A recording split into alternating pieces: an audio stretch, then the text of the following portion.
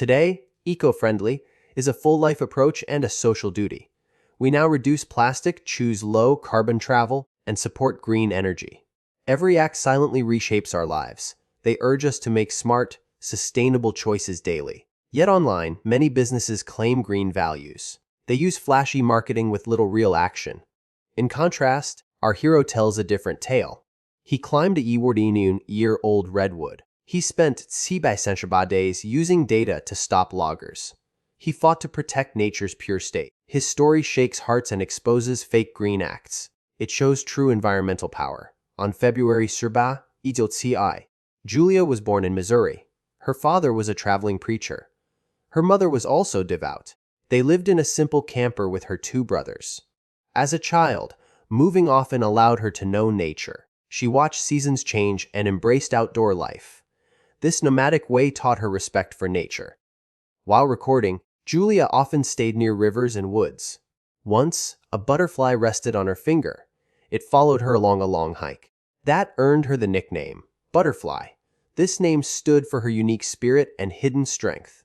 As time passed, Julia's family grew stable. They eventually settled in Jonesboro, Arkansas.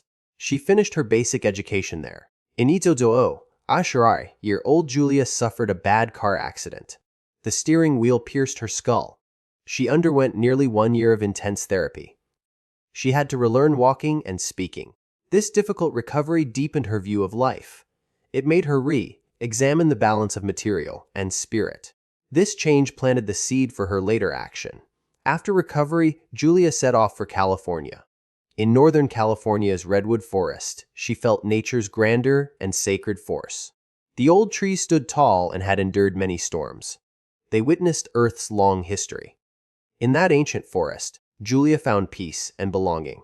At that time, a company called Pacific Agriculture planned a large-scale logging. Workers took turns guarding the trees in the redwood grove. They aimed to stop Pacific Timber from cutting the trees. But the community strongly opposed this plan. On New Year's Eve in Idzodoro, Pacific Timber logged on a steep hill above the town. Soon after, a landslide buried many residents. The slide was 4 meters deep. 8 homes were completely destroyed. Allowing redwood logging would destroy habitats and cause erosion and ecological imbalance. Confronted with this harsh reality, Julia decided to act. On December 4, she made a bold move. She climbed a redwood about 4 meters tall. The tree had nearly 1,000 years of history. Environmentalists later named it Luna, a meaning moon. She built 2 small platforms, each only 4 square meters. Then she started her day data life on the tree. Viewers may wonder how she handled daily life. During those hard, lonely days, Julia merged with nature. Living in the tree was full of challenges. Cold winters, fierce winds, and driving rains hit hard. Even security staff from the company tried to intimidate her. She had to learn how to live in a tiny space with few resources. First, to fend off wind and rain, she erected a simple tent with waterproof cloth. A plastic cover shielded her from storms. She then used ropes and a safety harness to keep herself safe in strong winds. Her 2 platforms became her main living space. One large for sleep, food, and work, and one small for storage and emergencies. When it came to sleep, the weather was strange. Winter suddenly turned to summer. Thick blankets no longer worked. Luckily, she had a special cooling blanket. It was light, very breathable, and cooled quickly even at -. Many friends praised its feel. It was cheap yet matched expensive options. Soon fans hurried to buy one before summer. The double-sided fabric was perfect for transitions. Unlike regular blankets, it kept her cool in heat. Her bedding came in 2 sizes. She even replaced her family's beds early. If you like it, use coupons for discounts. It even comes with free shipping insurance. It offers free replacement for quality issues in 2 years. It is a great gift. For the tree action, Julia had supporters. They supplied her with food. Without a fridge in the tree, she took small, frequent supplies. She learned how to combine foods for balanced nutrition. Her supporters sent fruits, vegetables, rice, beans, nuts, and grains with a rope system. She kept a mainly vegetarian diet to lessen environmental impact. She used a small propane stove for cooking but minimized open flames for safety. For water, supporters provided clean water. She also collected rainwater for emergencies. Living in the tree made hygiene a challenge. Her supporters gave her a bucket for a makeshift toilet. She lined it with compostable bags.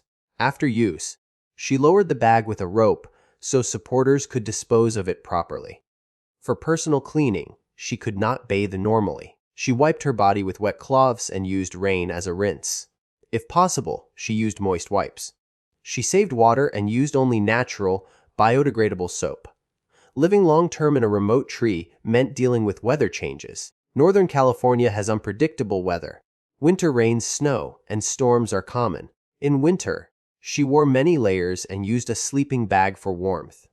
High humidity made staying dry more important than heat protection. When strong winds blew, she held herself tight to avoid falling. At one time, winds reached Ibadosher kms, shaking the tree hard. Heavy rain made her wrap the plastic tight and hide in her waterproof tent. If lightning struck, she only prayed the tree stayed safe. In quiet times, she meditated and took deep breaths to stay calm. Though she had a solar radio to connect outside, she mostly spent time alone. Apart from the trees, birds, and insects, she journaled and sang to ease loneliness. Despite harsh conditions, she never stopped connecting with the outside world. She gave interviews and recorded every detail of her tree life. She shared her experience and insights with the world. Yet Pacific Timber did not sit idle. They used helicopters to make noise and spot her. They shone searchlights and even cut nearby trees to pressure her. But she stayed firm. She exposed their actions to the media. Soon, public support grew for her cause. After 2 years of steadfast resistance, Pacific Timber had to face her protest. After long talks and deadlock, they agreed to protect Luna and an area of ancient redwoods. They established a Dambai foot-protected buffer zone. As part of the deal, after ending her tree life, she and her supporters raised Dawarsher and paid the company. They also demanded the company donate the same amount to local schools for sustainable forestry research. This complex compromise marked a new eco-model. It showed that people and companies can talk. They can find a balance without hurting business. This nonviolent fight set a global example for justice. After her Tsiba data action, Julia finally returned to the ground. Her life did not soon return to normal. Instead, she quickly joined many environmental and social causes. She became a regular in lectures, interviews, and news. That period earned her international fame, but also huge physical and mental stress. Lonely days and harsh natural battles cost her greatly. Yet those trials forged her firm belief and resilient spirit. She often said, "Huppy in the tree, I learned true survival wisdom and life's meaning. I saw both life's fragility and strength. Every gust and storm taught me to seek hope." Her deep insights lent power to her talks about the environment and social care. Julia's story shook not only America, but also gained global attention. She risked her body and life to save ancient redwoods. She became a hero and an inspiration for environmentalists. Her action became a symbol against nature destruction. Activists worldwide began similar movements to wake up public care for nature. After her data action, Julia became one of America's and the world's top environmental activists. She later founded the Life Circle Foundation to promote environmental education, community development, and sustainable projects. Her experiences and thoughts had deep influence in environmental fields and inspired countless young people to join the green cause. This is the complete story. Share your thoughts on Julia's tale in the comments. If you enjoyed the video, please like, save, and subscribe. See you in the next video.